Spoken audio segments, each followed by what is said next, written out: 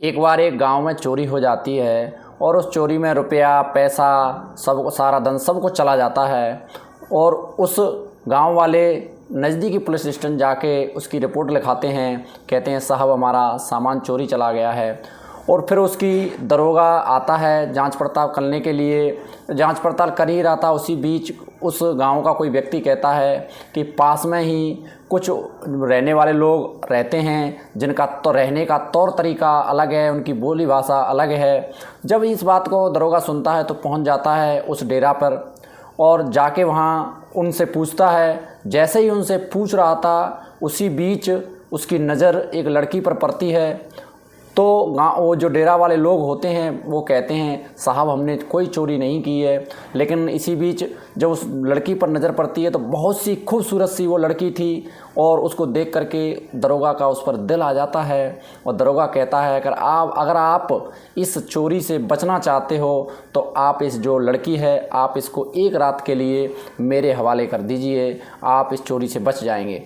फिर उसके बाद जो डेरा वाले लोग होते हैं वो आपस में बातचीत करते हैं और बातचीत करने के बाद कहते हैं कि साहब हमारी बदनामी हो जाएगी। तो दरोगा कहता है कि बस एक रात की ही तो बात है, उसके बाद जैसे ही लड़की वापस आएगी आप यहाँ से अपने बोरी बिस्तर बांध के और कहीं दूर चले जाना, इस प्रकार आप पर कोई शक नहीं करेगा।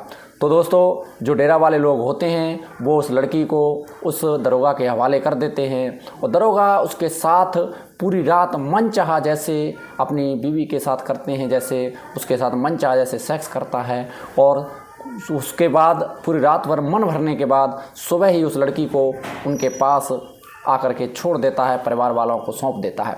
दोस्तों इस प्रकार वो उस लड़की को लेकर के वहाँ से चले जाते हैं। लेकिन वो कुछ परिवार वाले लोग थे वहाँ बैठ कर के ये बातचीत हो रही थी उनके अंदर कि आज इस लड़की की वजह से हमारी जो है इज्जत और जान बच गई, नहीं तो हम इस चोरी के इल्ज़ाम में फंस सकते थे और दरोगा या पुलिस हमारे साथ बहुत बड़ी कार्रवाई कर सकती थी।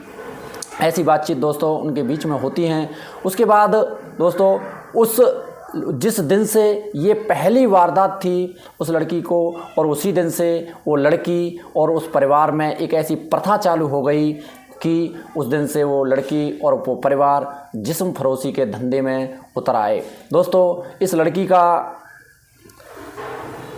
परिवार होता है। आज उसी लड़की की कहानी मैं आपको सुनाने जा रहा हूँ। दोस्तों अगर हो सके आपको वीडियो अगर अच्छी लगे तो वीडियो को लाइक कर देना, चैनल को शेयर कर देना दोस्तों, जिससे मेरा हौसला बढ़ता रहे। नमस्कार, स्वागत है सच्ची घटनाओं पर आधारित। दोस्तों मैं सुधीर तिवारी आज आपको सुनाने जा रहा हूँ। ये मध्य प्रदेश राज्य के एक ज़िला लगता है दोस्तों मंदसौर, और मंदसौर में ही एक गांव लगता है छतरपुर। छतरपुर मध्य प्रदेश और राजस्थान की सीमा पर एक गांव है दोस्तों। इसके यहाँ एक लड़की होती है जिसका नाम पूजा होता है। उसकी उम्र महज 15 से 16 साल के आसपास होती है दोस्तों। और यहाँ पर एक इसकी माँ होती है जो पहले से ही जिस्म फरोशी का धंधा कर रही थी। जो वो पूछती है कि आप शादी करके अपना घर बसाना चाहोगी या फिर आप जिस्म फरोशी का धंधा करना चाहोगी। दोस्तों ये एक प्रथा होती है। इस प्रथा के माध्यम से लड़की से पूछा जाता है कि आप क्या करना चाहोगी, शादी करके घर बसाना चाहोगी या फिर आप जिस्म फरोशी का धंधा करना चाहोगी और अपने लालन पालन का पालन करना चाहोगी, परिवार का पालन पोषण करना चाहोगी। क्योंकि दोस्तों जो लड़की अगर जिस्म फरोशी के धंधे में उतरती है वो लड़की दोस्तों शादी नहीं कर सकती, ऐसा ये यहाँ एक प्रथा है। और जो लड़की शादी करके अपना घर बसाती है वो लड़की जिस्म फरोशी के धंधे में नहीं आती, ऐसा यहाँ लोगों की मान्यता है, यहाँ एक प्रथा बना रखी है। उसी प्रकार दोस्तों जब इस लड़की से पूछा जाता है पूजा से इसकी माँ के द्वारा, तो ये कहती है कि मैं जिस्म फरोशी का धंधा करूँगी। दोस्तों उसके बाद ये लड़की अच्छे से सजती है, संवरती है, सुंदर क्रीम पाउडर वगैरह सारी चीज़ें दोस्तों श्रृंगार करती है और एकदम फूल जैसी दिखने वाली ये पूजा दोस्तों जब सामने आती है तो बहुत ही सुंदर, बहुत ही नाजुक दोस्तों लगती है। उसके बाद एक टॉर्च लेती है और हाईवे के किनारे जाकर के ये पहुंच जाती है लड़की। वहाँ पर दोस्तों ऐसे 75% दोस्तों लड़कियाँ जिस्म फरोशी का धंधा करती हैं। जहाँ 3 ज़िले हैं, रतलाम, मंदसौर और नीमच। यहाँ पर 3 ज़िलों में लगभग दोस्तों 72 गांव ऐसे हैं जिनमें आज भी दोस्तों ये जिस्म फरोशी का धंधा शुरू हो रहा है, कार्य चलाया जा रहा है, क्योंकि वहाँ और कोई पैसा कमाने का, धंधा करने का कोई संसाधन से वहाँ उपलब्ध नहीं है। तो दोस्तों ये लड़की पहुँच जाती है, हाईवे के किनारे बैठ जाती है टॉर्च लेके, और टॉर्च दोस्तों एक सिग्नल होता है जिससे दोस्तों ग्राहकों को सिग्नल दिया जाता है कि आप आइए और हमें देखिए, पसंद करिए। दोस्तों मात्र अब थोड़ी ही देर के बाद सबसे पहले वहाँ पर एक ट्रक आता है और ट्रक को सिग्नल देती हैं और ट्रक वहाँ पर रुक जाता है। ट्रक ड्राइवर नीचे उतर के आता है, आकर के इनसे मिलता है, इनको देखता है, तो ये कहती हैं कि अगर आपको पसंद हो तो मेरी जो फीस प्राइज है वो 200 रुपये है।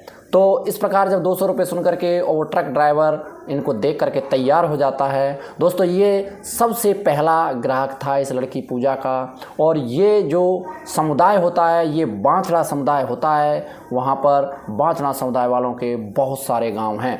इस प्रकार जब ये इसको जो है इसके साथ वो सब कुछ करता है जो एक पत्नी के साथ किए जाते हैं, और उसके बाद इसके दिन प्रतिदिन ग्राहकों की जो लाइन थी वो बढ़ती चली जाती है। दोस्तों दिन में 2, 4, 6, 8 इस प्रकार ये इसकी खूब अच्छी आमदनी होने लगती है, इसका परिवार अच्छे से चलने लगता है।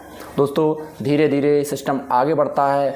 अब एक दिन अचानक से वो जो पहला ग्राहक था वो ट्रक ड्राइवर वो दोबारा आता है और आकर के इस लड़की पूजा से कहता है कि मैं आपसे शादी करना चाहता हूँ। जब ये बात ये सुनती है तो उससे मना कर देती है, कहती है कि नहीं, जो लड़की इस धंधे में उतर के आती है वो शादी नहीं कर सकती, हमारा समाज इस चीज़ के लिए हमें इजाज़त नहीं देता। लेकिन वो उससे मिन्नतें करता है, जिद पकड़ लेता है, और उसकी जिद के आके उसके बाद पूजा की एक नहीं चलती और पूजा को शादी करनी पड़ती है। पूजा शादी कर लेती है, लेकिन एक शादी करने से पहले एक शर्त रखती है कि मैं ये धंधा करती रहूँगी। दोस्तों वो राज़ी हो जाता है, ट्रक ड्राइवर कहता है ठीक है, कोई दिक्कत नहीं। और उसके बाद शादी होने के बाद कुछ साल गुजर जाती हैं, एक लड़की इसको पैदा होती है, और उसके कुछ साल बाद फिर उसको एक लड़का पैदा होता है। वो ड्राइवर आता रहता है, अपनी पत्नी के साथ आते हैं, वो सब कुछ करके अपनी जो है और जाता रहता है।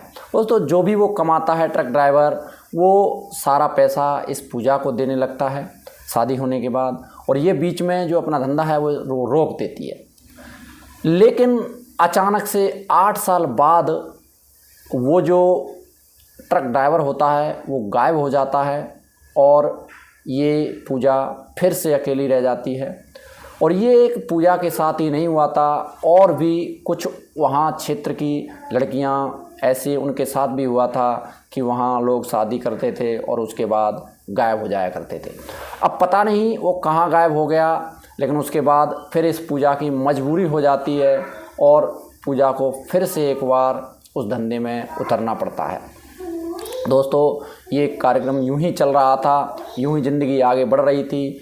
2018 के आसपास वहाँ पर एक IAS ऑफिसर आते हैं, और वो इस प्रचलन, इस सारे सिस्टम को देखते हैं तो उन्हें बहुत धक्का लगता है, और फिर वो लोगों को गांव-गांव जाकर संस्था अपना कोई ऐसा अभियान चलाते हैं और ख़ुद जो है लोगों को जागरूक करते हैं कि भाई ये काम गलत है, आप लोग अपनी ज़िंदगी को सुधारने के लिए आप अपना कोई धंधा स्टार्ट करिए आप। और वहाँ पर अभियानों के माध्यम से, सरकारी सुविधाओं के माध्यम से कई जो है योजनाएं चलाई जाती हैं और इस सिस्टम को सुधारने की कोशिश की जाती है। हालांकि आज जो वहाँ उसके टॉर्च वॉर्च का सिस्टम है, जो प्रचलन था वो बंद हो चुका है। आजकल मोबाइल का इस्तेमाल करके उसी में जो टॉर्च है उसका इस्तेमाल किया जा रहा है, और जो पहले 200 रुपये में जो लड़कियों का जिस्म बेचा जाता था, आज उसकी प्राइस कुछ ज़्यादा भी हो गई है। और जो पहले 75% के आसपास जो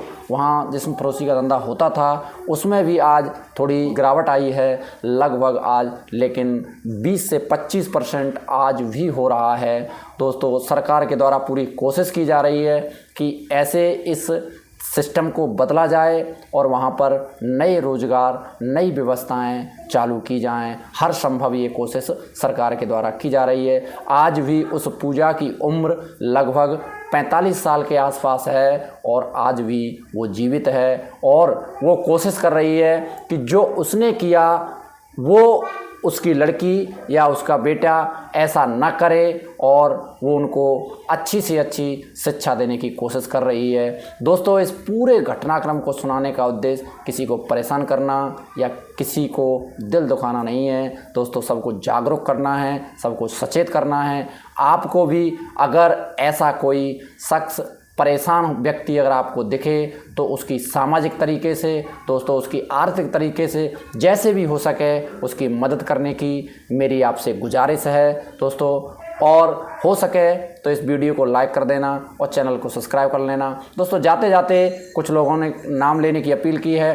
तो दोस्तों, जैसे माखनलाल चतुर्वेदी जो इटावा से हैं, रामदीन व केशव बिहार से हैं, और सरोज रूपेश शर्मा व कपिल शर्मा उत्तर प्रदेश से हैं, और हीरालाल गुर्जर दिल्ली से हैं। दोस्तों, इनको इनके जन्मदिन की ढेर सारी शुभकामनाएं। और आप लोगों ने जो मुझे दोस्तों प्यार दिया है, दोस्तों आप मेरे चैनल को, मेरी वीडियो को जो बात कर रहे हैं, उनको तहे दिल से दोस्तों मैं आपसे तहे दिल से एक बार आपको बहुत बहुत दोस्तों धन्यवाद देता हूँ। आपसे तहे दिल से मैं शुक्रगुजार हूँ आपका दोस्तों। और चलते हैं, मिलते हैं एक नए वीडियो के साथ। तब तक के लिए जय हिंद, जय भारत।